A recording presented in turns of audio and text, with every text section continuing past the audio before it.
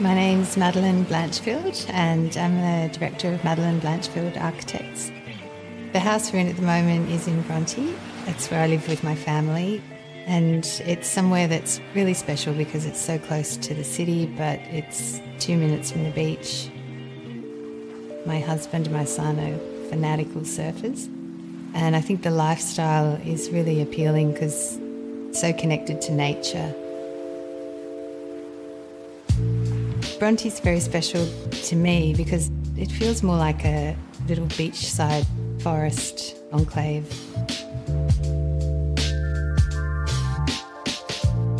Treehouse is on Bronte Road and it's facing north into Bronte Gully. So because of the elevation of the site, we're actually looking into the tops of the trees in the gully, which is quite unusual.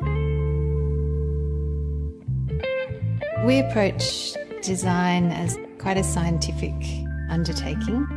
We're very interested in light and the quality of space, and that comes first. It's the sun and shading and sustainable principles that are built into buildings are very important to us. So we look at all of that before we get carried away with forms or sculptural elements. The really tricky thing about the site is it's so steep, so the garden at the back is 2 floors above, or 3 floors above the street. So we knew that we wanted to live on the top floor because when you're in here you feel like you're in the treetops, and that's one of the most beautiful things about the house to me, is what you're looking out at. So it's very much about the connection to nature and not feeling like you're in the suburbs. I'm a big believer that a house should open up as you enter it and continue to give, and ideally a house will have little moments of awe and wonder as you move through, so it's not just all in your face in the first moment. So the house is entered from the lower level where the garage is, and there's a concrete staircase taking you up to the front door. On the way we've got very carefully thought through gardens and pond, water kind of bouncing off the ceiling. And then when you enter the front door, you're met with the spiral staircase. When they come up, it's a real, I guess journey is a nice way of putting it.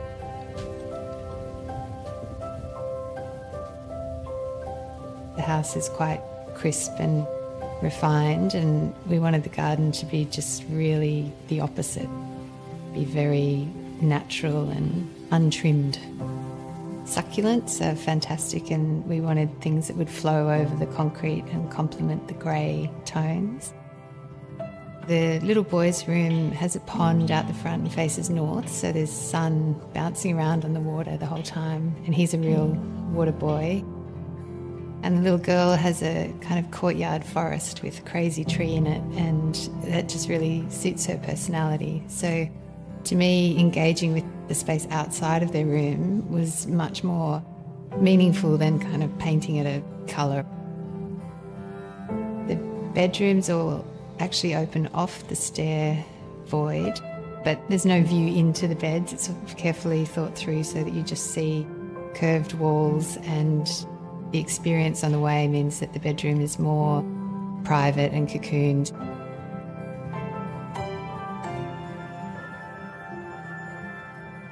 The bathroom is something you walk through to get to the bedroom. It sits in a little shrouded screen. And I think not considering bathrooms as a space that you go in to wash, but as something that actually could contribute to the rest of the house, and a sense of layering is something that I find really interesting. One of my favourite things in the house really is just the light and the way it changes throughout the day. And I think there's just always a sense of joy when you walk up the stairs, and whether it's sunrise or sunset, you really feel connected to nature and its energy.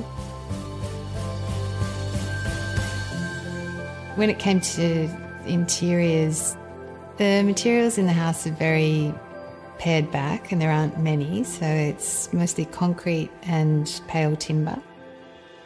We really wanted to maintain a sense of lightness and calm throughout the house, so minimising the number of materials is a nice way to do that. And I also think when you have few materials, you focus more on how they're detailed, so you tend to look again and again and see a little bit more each time.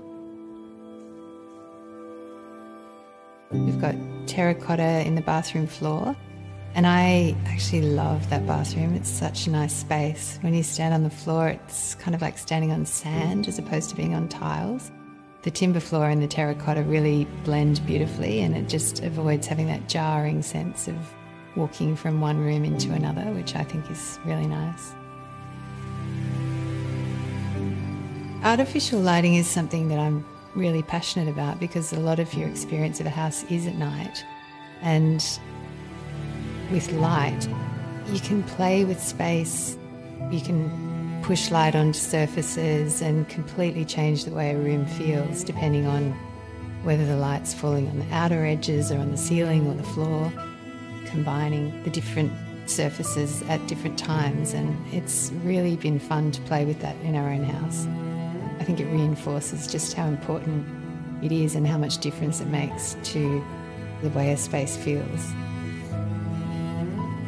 I'd say that the house is very experiential, and it's all about light and change and mood, more so than architectural features.